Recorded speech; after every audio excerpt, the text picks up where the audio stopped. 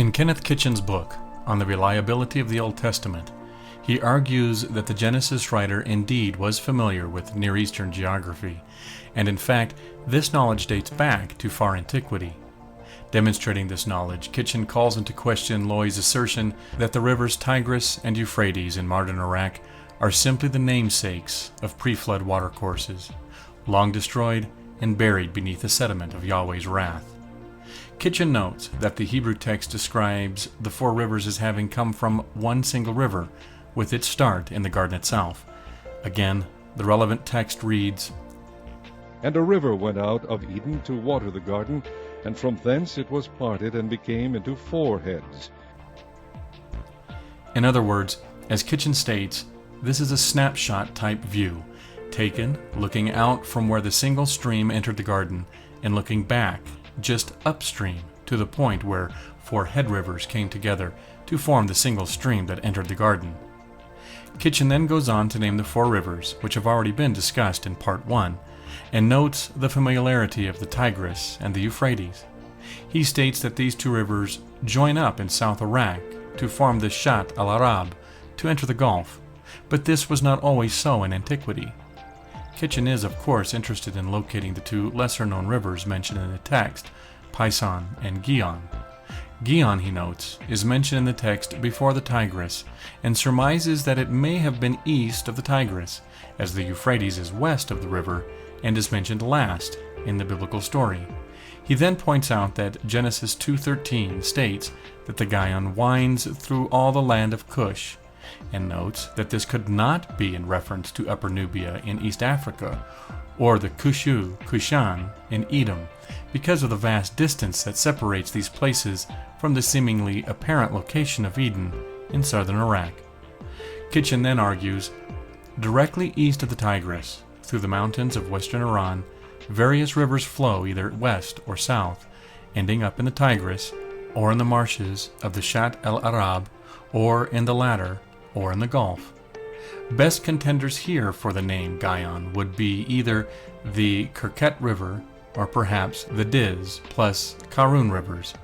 The land of Cush, as others have suggested long ago, would be the land of the Kassites in western Iran, whence these rivers take their rise.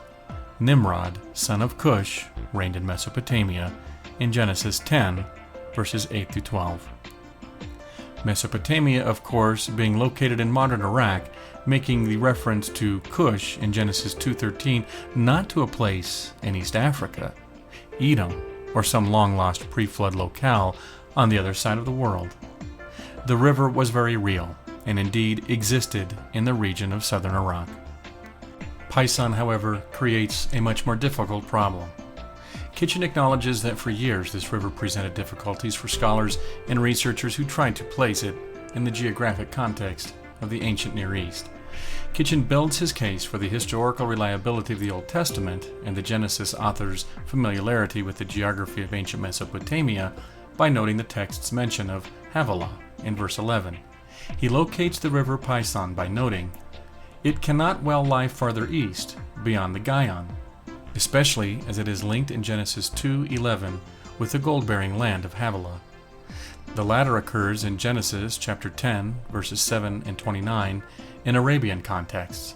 It also occurs in a dimension that sets it in the northern half of Arabia, with Ishmael's area from Havilah going toward Assyria, toward Shur on Egypt's Sinai border, Genesis 25:18, and likewise for Amalek, successor to Midian, in 1 Samuel 15:7. Such an area is attested in western Arabia, the gold-bearing land south from modern Medina toward modern Haran, itself possibly a reflection of ancient Havilah. Torrid North Arabia hardly seemed the setting for a river to rival the other three mentioned. But in very far antiquity, just such a river once existed, and its long dried course has recently been traced from its rise in the West Arabian goldlands in Havilah, east and east-northeast toward the head of the Gulf, via modern Kuwait. This may well have been ancient Pison. If so, the ancient author's enumeration runs counterclockwise, from southwest, Pison, across east to the Gihon, then north and northwest to the Tigris and Euphrates, in a continuous sweep. After identifying the River Pison, Kitchen then goes on to explain how the ancient landscape of Arabia was far different in antiquity than it is today. The landscape experienced alternating periods of wetter and drier climates from roughly 70,000 BCE to 1000 CE, while the Gulf likely expanded and contracted the area it covered over the centuries. Kitchen concludes that in the ancient world, Pison would have flowed in circa 75 to 6500 BCE up to at least 25 to 2200 BCE, with dry intervals in between. After circa 2200 BCE, Kitchen claims Pison dried up and disappeared forever. He then concludes, the folk memory of Pison would have been handed down for some 400 years in South Mesopotamian and North Arabian traditions to Old Babylonian times of the patriarchs. Eden would have lain in the area, now underwater, at the north end of the Gulf, gone forever. It would seem for Kitchen's argument on the reliability of the Old Testament, his Eden too has conveniently vanished beneath an impenetrable layer of salty waves. However, he seems to have discovered and documented the Iraqi location of the four rivers out of Eden, which is something Answers in Genesis creationist Mark Loy denied. Loy had opted for rivers that had long since vanished, not under the sands of the Persian desert, but under piles of sediment left after Noah's flood. And herein lies an insurmountable problem for proponents of biblical inerrancy.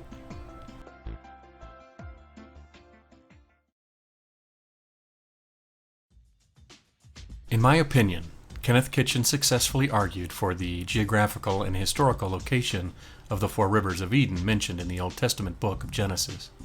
Not only did he locate them on the topography of the region, but he gave a most lucid explanation as to how their presence in history led to their inclusion in the biblical tale. Kitchen even puts a knife in the argument of those who may lobby for a mythical interpretation of the story of the Garden of Eden. He writes, one must chuckle over the remark that Eden is not a place on any map, but a state of mind. Maybe so for many moderns, but not for the ancients. The Euphrates and Tigris are not a state of mind, but, along with the Nile, the most vital earthly riverine resources in the entire Near East. Gihon, as the Gurun or the Kirk, is vital to west-southwest Iran, and Pison, linked with a very real gold-rich Havilah, has been the object of study by hardened archaeologists of considerable repute. Beware of trying to spiritualize away the ancients' earthly concerns. Kitchen's conclusion, of course, is that the Old Testament author is painting a historically accurate geographical portrait of ancient Mesopotamia, a portrait that could not have been invented in the 3rd or 4th centuries BCE by over-exuberant and hyper-patriotic Jews looking to create a national myth from scratch. However, in doing such a fine job, Kitchen has demonstrated just the opposite of historical reliability in the Old Testament stories, as read by those who believe the text is ultimately the inspired word of an omniscient deity. Kitchen has located the rivers of Eden in their historical and geographical contexts. Answer in Genesis creationist Mark Loy has demonstrated another aspect of the Old Testament story that ultimately reduces Kitchen's study into a mere handful of academic but otherwise irrelevant details for the biblical inerrantist. Loy correctly noted that the book of Genesis, chapters 6 through 8, describe such a cataclysmic event as to have wiped out every pre-flood geographic landmark on the planet. Genesis 6:13 itself explicitly states that all life, along with the earth, will be destroyed in the global flood. Articles abound on Answer in Genesis' website and in their publications on the destructive and violent forces that must have been unleashed in this recreation of the earth. There is not a chance, if Genesis 6 through 8 are reliable accounts of history, that the four rivers, Pison, Gihon, Tigris, and Euphrates, would still be following their courses in a post-flood world. Yet, as Kitchen has demonstrated, these rivers indeed exist, or in one case existed, in modern Saudi Arabia, Iraq, and Iran. This means that either the narrative of Genesis 2 is incorrect in locating the Garden of Eden in southwestern Mesopotamia, or that the flood story of Genesis 6 through 8 is incorrect in its narrative of a devastating worldwide flood. Either way, the Old Testament is shown to be a historically inaccurate document, and the case for biblical inerrancy and divine inspiration is again revealed to be a tenuous position to defend.